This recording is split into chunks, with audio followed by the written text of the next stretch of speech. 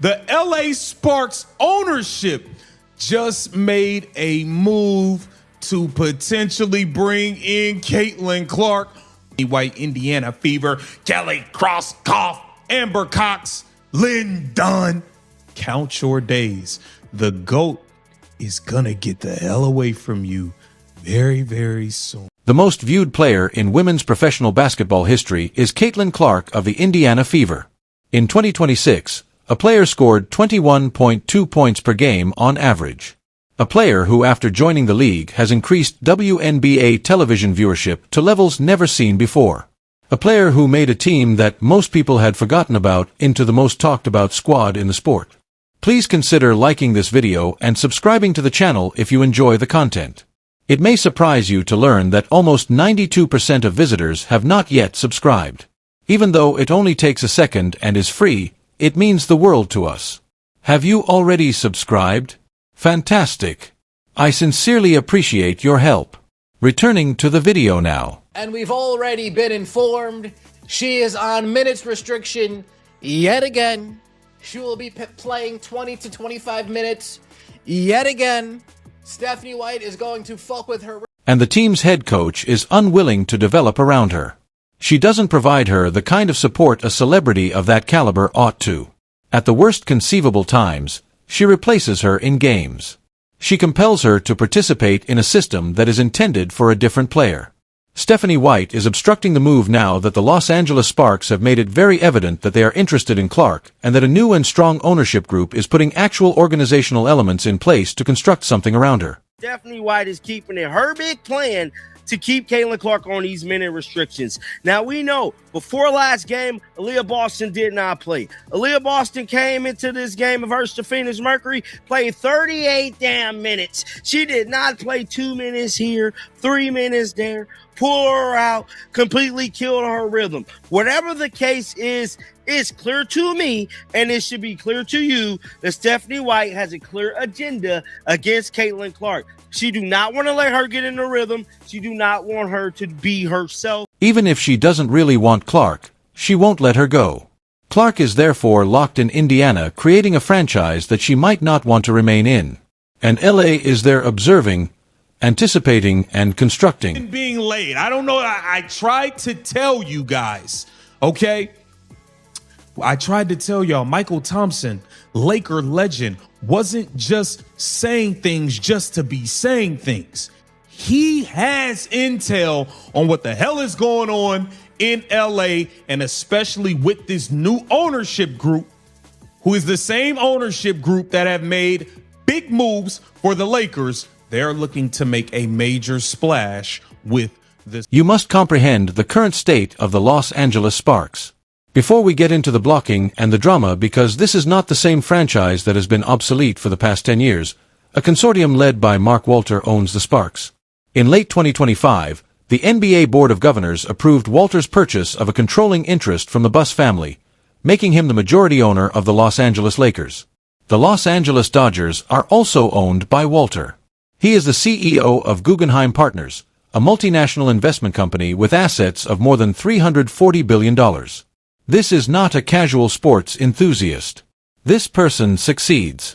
For several years, his Dodgers have been in the running for the World Series. His Sparks are the next endeavor, and his Lakers are the Lakers.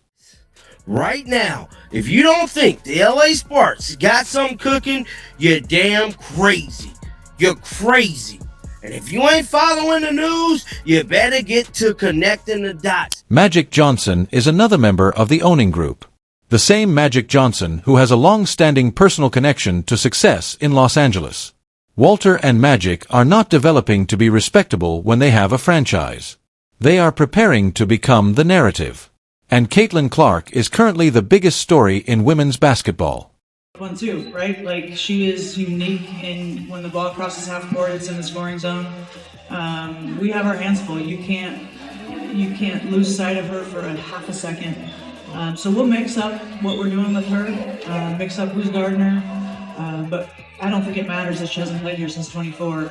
She is who she is, and you know, as much as her scoring, shooting is a threat, her passing is even more dangerous.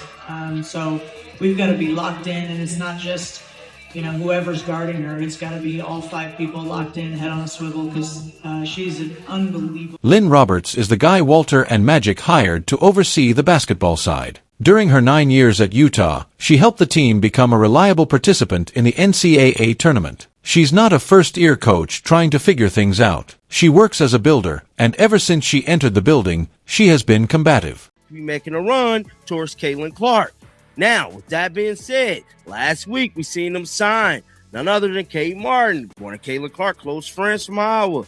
We've been seeing Caitlin Clark subliminally pull up with her CC1s in the LA Sparks colorway. Now, with that being said, if you mean to tell me that if it walk like a duck, talk like a duck, quack like a duck, it's a damn duck. And that's exactly what the LA Sparks is doing. Kate Martin was signed by the Sparks in May 2026. Let me explain why it is important if you're not paying attention. At Iowa, Caitlin Clark's teammate was Kate Martin. She witnessed the amazing NCAA run. She and Clark have a genuine connection, and she can describe Clark's style of play without the necessity for a coaching session. In the middle of a WNBA season, you don't just happen to sign Kate Martin. That's another indication, a message. Then there's Kelsey Plum, a capable offensive weapon who can work with a guard who controls the ball. The Sparks do more than merely gather corpses. They are building a squad to support a point guard who wants to create and have the ball in her hands. They are focusing on a guy they don't even currently have. The beginning of the groundwork. One, Caitlin Clark has a wonderful, wonderful relationship with Cameron Brink that stems back to their Team USA days as high schoolers. Okay, that's one. Two, they brought in Caitlin Clark's best friend in the world. You are my best friend in the whole wide world. Kate Martin in the whole wide world. They brought in Kate Buddy Martin from Iowa, okay? Now, they have decided to part ways with the GM, and they are going to be looking to make. Let's discuss what Caitlin Clark is actually doing on a basketball court at the moment, because the moment you look at the numbers, the case for her staying in Indiana begins to crumble. In 2026, she is averaging a career-high 21.2 points per game. She is still becoming better in her third season as a professional. She has an additional All-Star choice. In March 2026, she won MVP of the FIA Women's World Cup qualifying competition. On average, 2.557 million people watched the June 6 Fever Liberty game on CBS, the second highest watched women's basketball game since 2000, and the most watched WNBA game on any network this entire season. Do we treat her as the focal point or as one of many pieces? Given all that has transpired this season, the response is uncomfortable. Just following up on Caitlin from earlier, she didn't practice yesterday. Why was she not listed on the injury report, or why wasn't the injury report updated like earlier today if she woke up with soreness in her back? Well, not everybody that doesn't practice or gets a pro day is on the injury report, so that happens all the time. And she wasn't listed on the injury report earlier because we expected her to play. And is she injured? I guess is a fair question. Is she injured, or is it something other than an injury? Her back is sore. So if there's anything more detailed than that, that's the training staff. Do you think the Fever could get fined for not listing her as on the injury report? Clark is pulled in the first quarter by Stephanie White. The Fever are later defeated by a 16-point margin, 100-84. The cameras capture Clark and White engaged in what seems to be a furious altercation during a second quarter timeout. With a noticeable shake of her head, Clark gets up and walks behind White. Everyone in the nation is observing. Afterwards, White clarified that it was a part of the plan and that it was a minutes constraint. The problem with that theory, though, is this. After you cut your finest player, your plan resulted in a 16-point defeat. However, the strategy needs to be revised if the protection cost you the game and your star player's faith on national television. Both White and Clark openly stated there was no problem. To be exact, Clark declared, "I ride for Steph." The footage is there, so perhaps she was serious. There is a moment. In the midst of a crushing defeat, two competitive individuals are at odds with one another. Both parties tell reporters it was nothing, but that doesn't go away.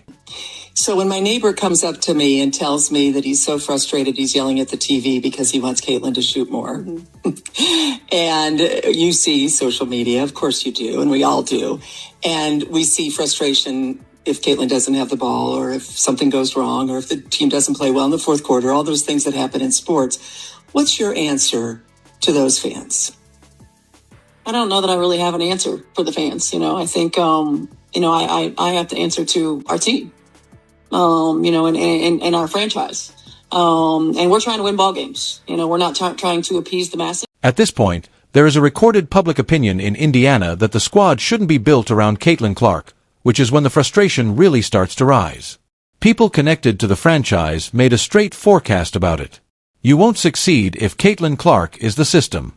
Take a moment to consider that the person that drives your ticket sales, television ratings, jersey sales, cultural relevance, and coaching philosophy, the most productive offensive player on your team should not be the system. For months, Reddit users have made it very evident. It was summed up in one comment. White is assembling a team around her own style of play rather than the excitement surrounding Clark and her fast-paced approach. That viewpoint is not out of the ordinary. That is not what the Sparks would do. With Lynn Roberts' aspirations and Mark Walters' resources, Los Angeles is built especially for a guard who sets the tempo and creates for teammates. They want the system to be a player. They want that player to be the focal point. They want her to be the conduit for the entire offense. I mean, Caitlin to the ground, and boom, that's a hand to the neck, and then Alyssa Thomas steps over. Man, this is so disgusting, bro. Like, this is why AT get the type of commentary that she gets. Look, that was unnecessary, bro. She literally punched. However, it goes beyond coaching. It is the whole Indiana atmosphere that Clark lives in. Mercury versus Fever on June 24th. Driving into a loose ball scenario is Alyssa Thomas. She strikes Clark in the throat with her clenched fist. Thomas stands up. She glances at Clark on the ground. She treads on her. None of it was seen to the referees in real time. The game continued to progress. Clark took a seat on the ground. White described the missed calls as egregious when reporters questioned her about them later. One game for striking the most prominent player in the league in the throat with a closed fist. Due to a back issue that worsened during the same game, Clark missed the next 2 games. The 24-year-old was suspended for 1 game after taking a hit that should have led to an immediate dismissal and a serious league review. Several members of Congress sent a letter this week to Commissioner Engelbert. They said they're concerned about what they called physical hostility and violence toward her. One line in particular said, quote, "Concerning reports suggest that many of these attacks against Caitlin Clark may be racially motivated." What's your reaction to that? I think made a statement yesterday, so you can find that statement. No, I understand that. I just mean as a coach, when you hear one of your players is being mentioned in a letter from members of Congress to the commissioner of the league, how do you handle that? Again, that's not something we can control. We're not affiliated with those groups, and we try to keep the main thing, and focused on the things that we can. No one in the WNBA's front office should feel at ease with the way things have gotten. On July 7th, a formal letter requesting accountability was delivered to WNBA Commissioner Kathy Engelbert by a group of 11 Republican congressmen led by U.S. Representative August Flugger of Texas. Clark was referred to as the league's face. They cited particular instances of needless physical antagonism and violence such as the hip checks, eye pokes, and neck hit to Alyssa Thomas. If the pattern of behavior escalates to the level of civil rights crimes, they hinted at possible DOJ intervention. Additionally, they gave Engelbert until July 24th to reply. Congress sent a letter on a single player to the WNBA commissioner. The leadership of the league has been hesitant to admit the abuse. That is a qualified journalist who works as a professional WNBA reporter. Her evaluation is consistent with all of the video evidence, and she does not have a Twitter account. The target is Clark. The league doesn't move quickly. Additionally, the head coach of the team that is meant to be her home and protector has publicly stated that the offense shouldn't center around her. I have a lot of questions, and obviously I haven't been available for like a week or so. So, first of all, I know what you guys are going to ask, and I did think it was a flagrant foul, and our reffing just needs to be better. And It's tough. Obviously, the refs are in a really difficult spot. It's one of the hardest jobs in the world, in my opinion, is to make calls. All you do is get yelled at the whole time by everybody. You're never winning. So I think for us, as the league's just got to do better protecting our players in that regard. I don't really think that it was up for debate. Obviously, it wasn't called in real time. You go back and watch the clip. I think it's pretty straightforward. It's kind of been a discussion for like 3 years now, and I think we really need to do a better job protecting. Following her injury-related absence, Clark addressed the cameras and stated that the league has to improve player protection. According to her, officiating needs to get better. Additionally, because this is Caitlin Clark, she denounced the harassment that other WNBA players were subjected to following the scandal. The Los Angeles Sparks are keeping a close eye on all of this. Every game, press conference, and substitution pattern is being observed by them. As they observe Indiana's poor handling of this, they are constructing the case for what is proper.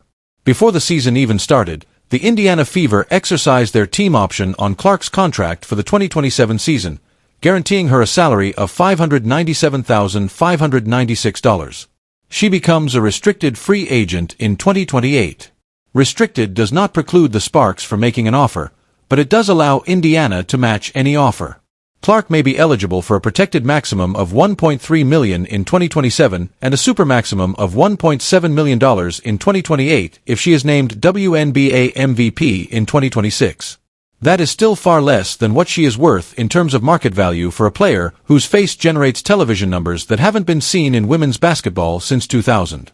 However, the Sparks can match the framework. Incentives, infrastructure, star treatment, and the kind of organizational commitment that says, "You are the reason we are here," can surpass it. Indiana is able to match a dollar amount. They can't compare to what Los Angeles stands for.